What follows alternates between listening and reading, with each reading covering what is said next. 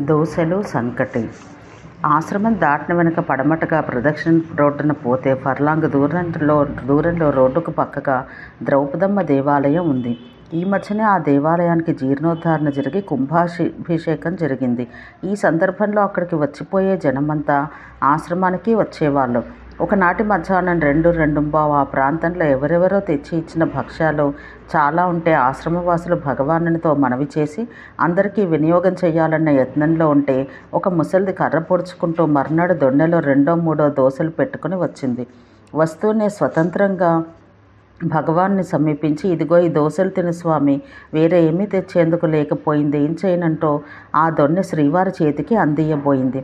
సమీపస్తులు అక్కడ పెట్టవమ్మా అంటూ ఆపబోయారు. ఆమె కోపగించుకొని, ఉండండయ్యా, మీరు మహా చెప్పవచ్చారు, నిన్నగాక మొన్న వచ్చినవారు మీరు, మీకేం తెలుసు, ముందు ఈ స్వామిని ఇక్కడ తిన్నే కట్టించి కూర్చోబెట్టింది నేను కదా, నన్నేమో దగ్గరకు పోరాదంటారు, చాలును అని గద్దించి పలికింది. అంతా విస్తుపోయినట్లు చూస్తుంటే భగవాన్ సేవకులను వారించి ఆమె చేతుల్లో దొన్నె ఆప్యాయంగా తామే అందుకొని, అవ్వా, వాళ్ళు తెలియని పిల్లలు, ఏమీ అనుకోకు, ఈ దోసెలు ఏ పిండితో చేశావో, అన్న కొడుకులు ఎవరూ సరిగ్గా చూడడం లేదు కదా, ఎలా జీవనం, బండి మీద వచ్చావా నడిచావా అని కుశల ప్రశ్నలు అడుగుతూ సేవకులతో ఆ భక్ష్యాలన్నీ అందరికీ పంచిపెట్టి, మీరు తినండయ్యా, నేను ఈ దోసెలు తింటానని చెప్పి సరిగ్గా కాలని ఆ దోసెలు అమృతతుల్యంగా తినసాగారు.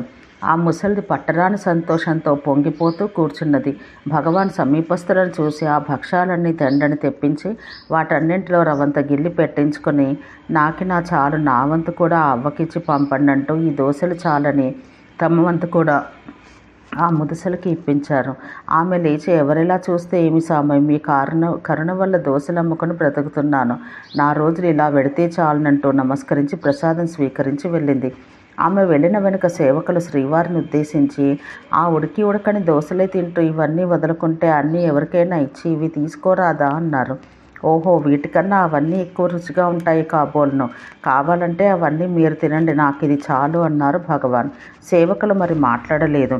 భగవాన్ నా వైపు చూసి, పాపం ఆ ముసలిది ఏం చేస్తుంది, తనకి ఏదుందో అదే తెచ్చింది, కొండ మీద ఉండగా భర్త తాను వచ్చేవారు, అప్పుడప్పుడు ఏదైనా తెచ్చి ఇస్తూ ఉండేది, భర్త పోయిన వెనుక అన్న దగ్గర ఉంటూ వచ్చింది, అతడు పోయాడు, అన్న కొడుకులు సరిగ్గా చూడక తరిమితే ఎక్కడో ఉండి దోసెలు అమ్ముకుని జీవిస్తున్నదట. మొట్టమొదట అమ్మ సమాధి వద్ద నేను కూర్చునేందుకని తిన్నె కట్టించి పైన కొబ్బరాకులతో కప్పు వేయించింది ఈమెయే. అంతవరకు చెట్టు క్రిందనే కూర్చునేవాళ్ళం. అయ్యో స్వామి, కింద కూర్చుంటున్నారే, ఎండలో ఉంటున్నారే అని ఆమె తిన్నె కట్టించింది. ఇప్పుడు ద్రౌపదమ్మ కోవెల బాగు చేయించింది ఈమె అన్న కుమారుడే. పెద్దతనం రావడం వల్ల ఈ మధ్య ఇటు రావడం లేదు. కర్ర పొడుచుకుంటూ ఎంత కష్టపడి వచ్చిందో అంటూ ఆ దోసెలన్నీ రవంత కూడా మిగల్చకుండా తిన్నారు భగవాన్. శ్రీవారి స్కందాశ్రమంలో ఉండగా ఒక దీపావళికి టౌన్లో ఉండే భక్తులంతా తెల్లవారేసరికి లడ్డూ జిలేబీలతో సహా రకరకాల పిండి వంటలు తెచ్చి సమర్పించారట. ఆశ్రమవాసులందరికీ అభ్యంగనాదులు తీరనందువల్ల తెచ్చినవన్నీ ఎత్తిపెట్టి ప్రసాదాలు ఇచ్చి తెచ్చిన వారిని పంపి 8 గంటల వేళ వడ్డనకు ఆరంభించబోయారట. అంతలో ఒక భక్తురాలు సజ్జపిండి తమిదపిండి కలిపి వండిన సంకటి ముద్ద తెచ్చి భగవాన్ ముందు పెట్టిందట. ఈమె బాల్యంలోనే వితంతువై అన్న ఆదరువున ఒక మఠంలో బీదలకు సాధువులకు గంజిపోస్తూ కాలం గడుపుతూ ఉన్న సాధుజీవి. భగవాన్ విరూపాక్ష గుహలో ఉన్నప్పటి నుండి అప్పుడప్పుడు కేవలం తమిద పిండితో సంకటి చేసి తెస్తూ ఉంటే, ఒకసారి అచ్చత మీద పిండైతే శీతలం ఎక్కువ, సజ్జపిండి కలిపితే ఆ దోషం పోతుందని భగవాన్ సెలవిచ్చారట. నాటి నుండి భగవాన్కు ఆ విధంగానే చేసి తెచ్చేదట. ఆ పండుగ నాడును అలాగే ఇచ్చి అందరి వల్లనే ఆమె కూడా వెళ్ళిపోయిందట. భగవాన్ ఒక కళాయి పాత్రలో ఆ సంకటి ముద్ద వేసి నీళ్లు పోసి పిసికి సొంటి, ఉప్పు, నిమ్మపండు రసము వేసి వడ్డించేవారితో, ఏమో ఆ లడ్డు జిలేబీ ఇత్యాదులన్నీ మీరు తినండి, నేను ఈ సంకటి తింటాను అని కడుపు నిండేట్టుగా ఆ సంకటే తినడానికి ఆరంభించారట. ఆ భక్తుల్లో ఒకరు, ఇన్ని పిండి వంటలు ఇక్కడ ఉంటే ఏమీ తినకుండా ఆ సంకటితోనే కడుపు నింపుకుంటున్నారేమిటి, ఇది ఎక్కడే అన్యాయం అంటే, అన్యాయం ఏమున్నదయ్యా, అవన్నీ వచ్చినట్లే ఇది వచ్చింది, ఏం చేస్తాం, పారవేయమంటారా ఏమి అన్నారట భగవాన్. పారవేయడం ఎందుకు, అంతా తలా కొంచెం తింటే సరిపోతుంది, భగవాన్ ఒక్కరే తినాలా అన్నారట ఆ భక్తులు.